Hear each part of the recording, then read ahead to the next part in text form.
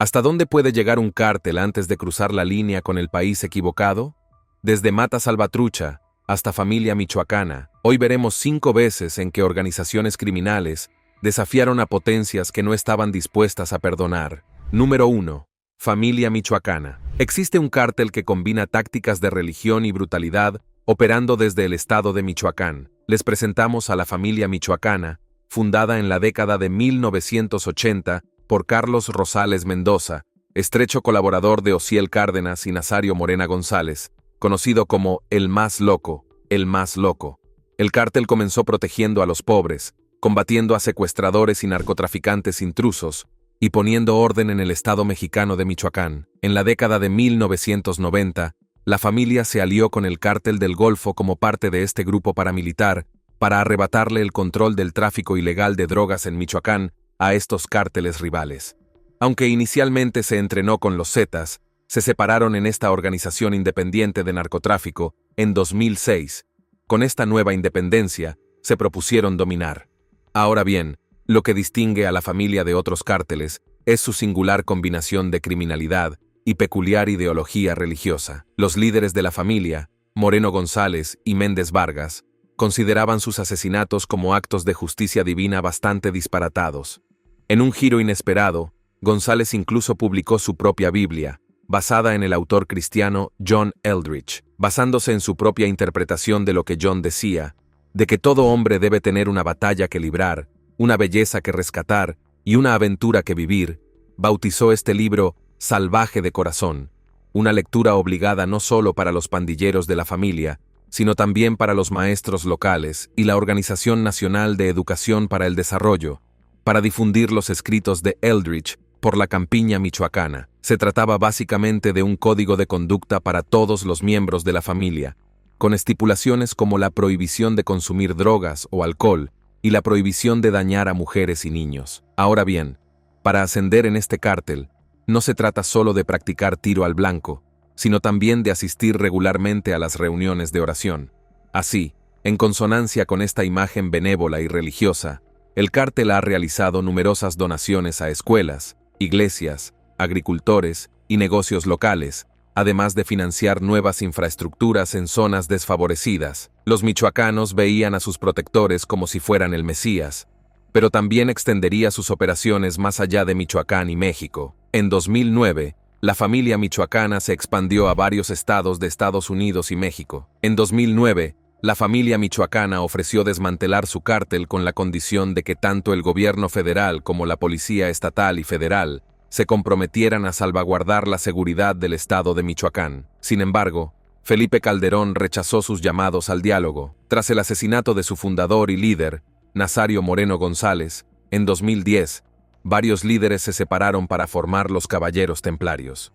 El 11 de julio de 2009, miembros de la familia atacaron la comisaría de la Policía Federal en Morelia, Michoacán, en un intento por liberar al teniente del cártel, Arnoldo Rueda Medina, poco después de su arresto. Durante estos ataques, 2 soldados y 3 policías federales murieron.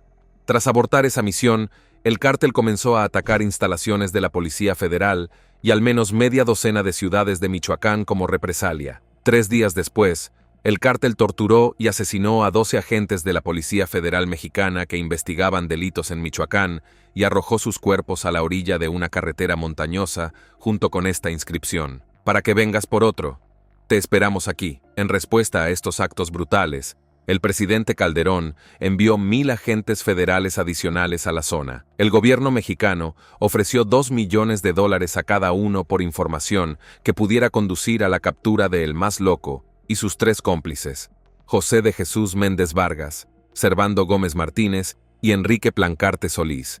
Las agencias del orden mexicanas habían colaborado con Estados Unidos en la detención de figuras clave de la familia en este intento por reducir la violencia inducida por los cárteles en Michoacán. El 21 de julio de 2009, 4 presuntos miembros de la familia fueron arrestados en relación con el asesinato de esos 12 policías en Michoacán. Uno de estos detenidos, José Alberto López Barón, o El Gordo, respondía directamente a Servando Gómez Martínez, la Tuta, quien controlaba las operaciones de la familia michoacana en Arteaga, y Lázaro Cárdenas, Michoacán. El 29 de julio de ese mismo año, Armando Quintero Guerra, gerente de finanzas de La Tuta, también fue arrestado. A principios de agosto de ese mismo año, la Policía Federal irrumpió en una misa dominical en el pueblo de Apatzingán y arrestó a Miguel Ángel Veraza, o La Troca, responsable del transporte de media tonelada de metanfetamina cristal a Estados Unidos cada mes. En 2010, el más loco fue presuntamente asesinado por la policía mexicana, pero se descubrió que no estaba muerto en ese momento. Finalmente, fue asesinado en 2014 durante un tiroteo. Medina fue extraditado a Estados Unidos y condenado a 45 años de prisión en 2017 y 18, respectivamente, lo que paralizó las operaciones de la familia. Número 2. Los Zetas. $2 millones en efectivo, 8 armas pesadas y otros 2 hombres. Nick. Este tipo solía meter a sus enemigos en bidones, rociarles gasolina y prenderles fuego. Si hablamos de algunos de los cárteles de la droga mexicanos más peligrosos y mortíferos, no podemos dejar de mencionar a los Zetas. En 1997, el cártel comenzó con el ascenso al poder de Osiel Cárdenas Quillén como líder del Cártel del Golfo. Sin embargo, su nueva posición tuvo un precio peligroso: una violenta guerra territorial. En su afán por salvaguardar su organización y mantener el control frente a sus enemigos, contaría con la ayuda de nuestro decenio Arturo Guzmán, un teniente retirado del ejército mexicano que se convirtió en el primer comandante de otro grupo independiente del Cártel del Golfo. Decena logró reclutar a más de 30 desertores del grupo de élite Grupo Arov de Fase Especial, quienes fueron atraídos por la promesa de salarios más altos que los que recibían en el ejército.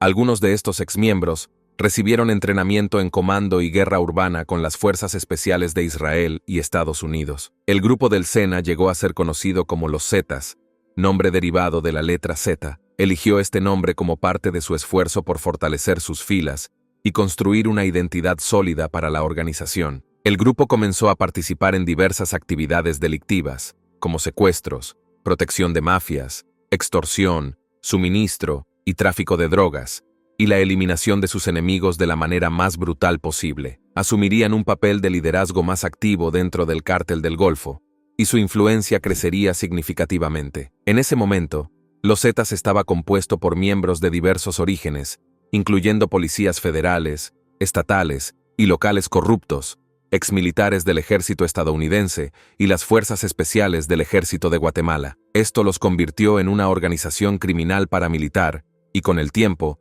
se hicieron conocidos por su brutalidad, utilizando tácticas de conmoción y terror como el Bing B y el asesinato indiscriminado. Sus operaciones militares consisten en ocupar territorios mediante la toma del control mediante la fuerza bruta y luego explotar el submundo criminal interno. Sin embargo, su entrenamiento militar se diluiría con el tiempo. También eran conocidos por sus medallones especiales de comando Los Zetas, símbolo de su dedicación a esta organización, lo cual demuestra una gran importancia dentro de sus filas. Conforme Los Zetas crecía rápidamente en poder, superando al Cártel del Golfo incluso en términos de ingresos, membresía e influencia. En México, este último intentó frenar la creciente influencia del primero, pero fracasó y desencadenó una guerra brutal. Finalmente, Los Zetas se separó del Cártel del Golfo. La independencia de los Zeta Lucetis les permitió expandir su actividad criminal, penetrando en el tráfico de personas y drogas a escala global. Estas operaciones afectaron a países desde Colombia hasta Estados Unidos, e incluso se extendieron hasta Asia, consolidando su posición como organización criminal transnacional. En un intento por afirmar su dominio, Los Zetas es responsable de numerosas masacres y ataques dirigidos no solo contra cárteles rivales, sino también contra ciudadanos inocentes. El 24 de agosto de 2010, migrantes que buscaban una vida mejor fueron brutalmente asesinados en San Fernando.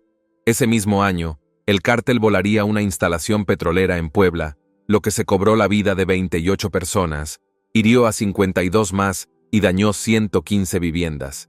Entre abril y junio de 2011, se produjo una sangrienta masacre en San Fernando, con 193 muertos.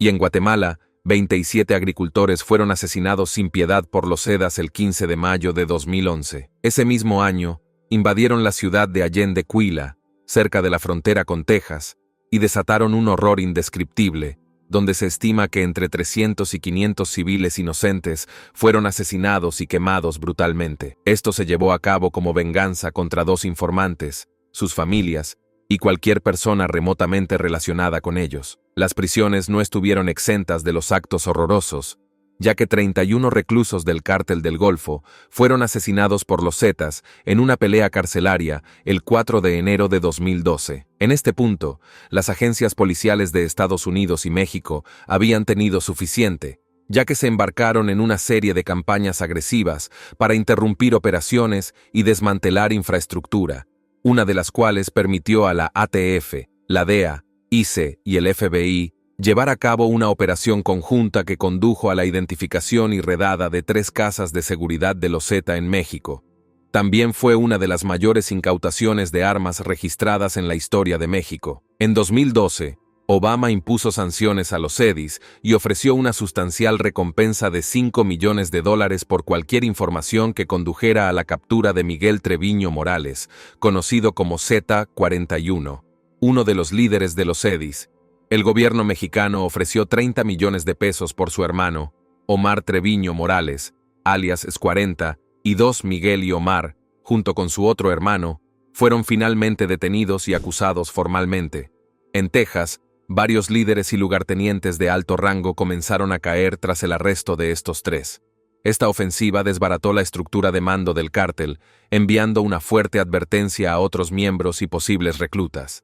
Posteriormente, Miguel Treviño Morales fue extraditado a Estados Unidos, lo que obstaculizó aún más las operaciones del cártel y disminuyó su influencia. Número 3. La mafia siciliana. A principios del siglo XX, Sicilia era una región empobrecida, dominada por terratenientes ausentes y sumida en el caos. La población rural, desprotegida y en constante lucha por sobrevivir, se encontraba atrapada entre los abusos de las élites y los ataques de bandidos armados que recorrían el campo. Ante la ausencia de un verdadero Estado de Derecho, surgió una figura ambigua: las compañías de armas, grupos de hombres contratados para proteger propiedades, pero que en muchos casos eran amigos o parientes de los mismos criminales. Estas compañías evolucionaron en redes de poder local que ofrecían protección, pero también extorsionaban y controlaban mediante la violencia. Así nació la mafia, o Cosa Nostra, que se expandió hacia el secuestro, el asesinato, la falsificación y el robo. Con su propio código de silencio, la omertá, imponían la ley del miedo y hasta influían en elecciones.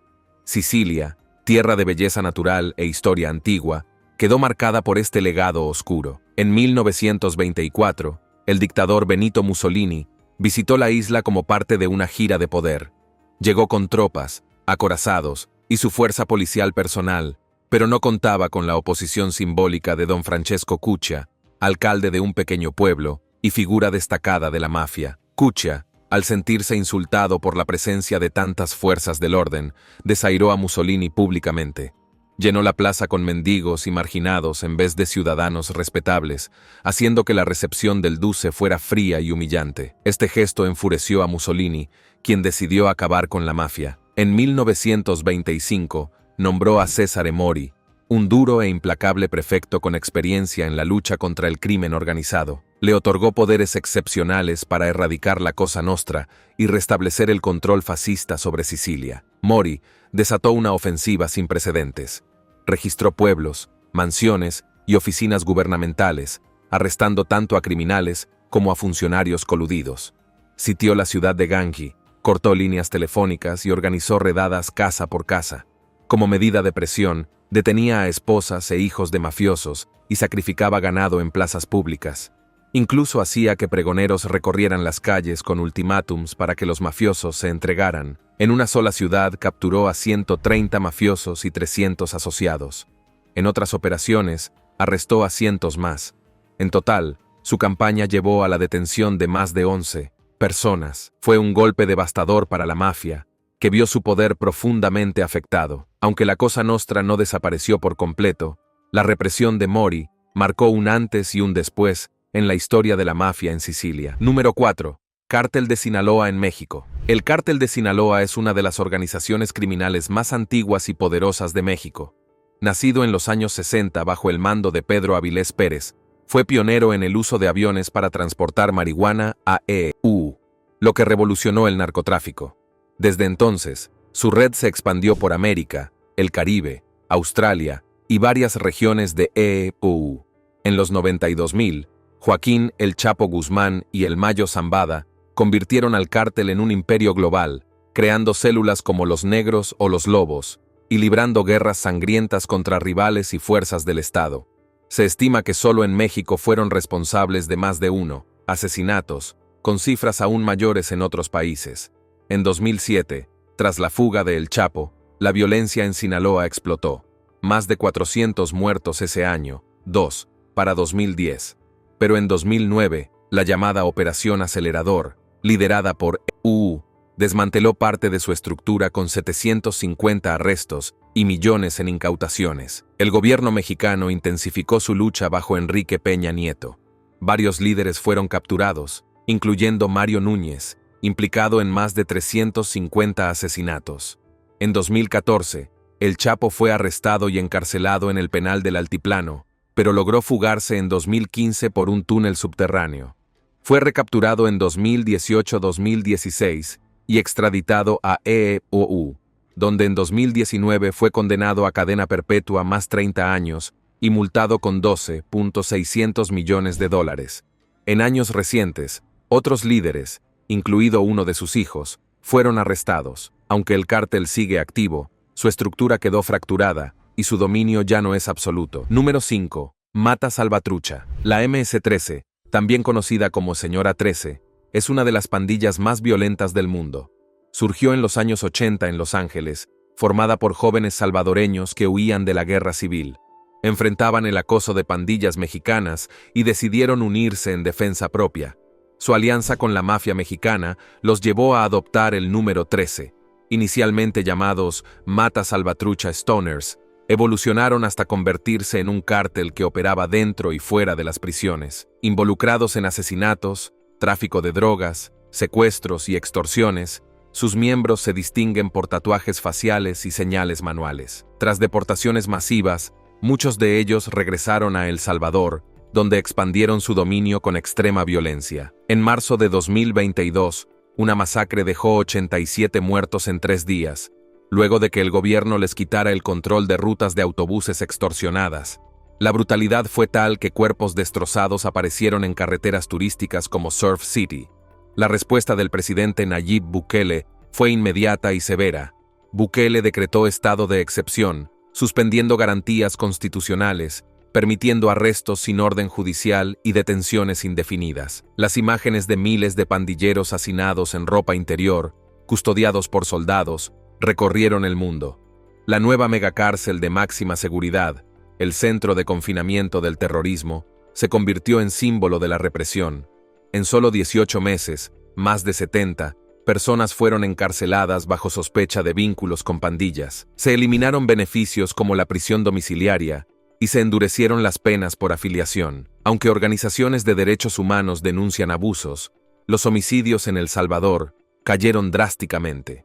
Paradójicamente, la violencia extrema de la MS-13 encendió una respuesta aún más feroz. Lo que parecía una estructura invencible, ahora enfrenta el mayor cerco de su historia.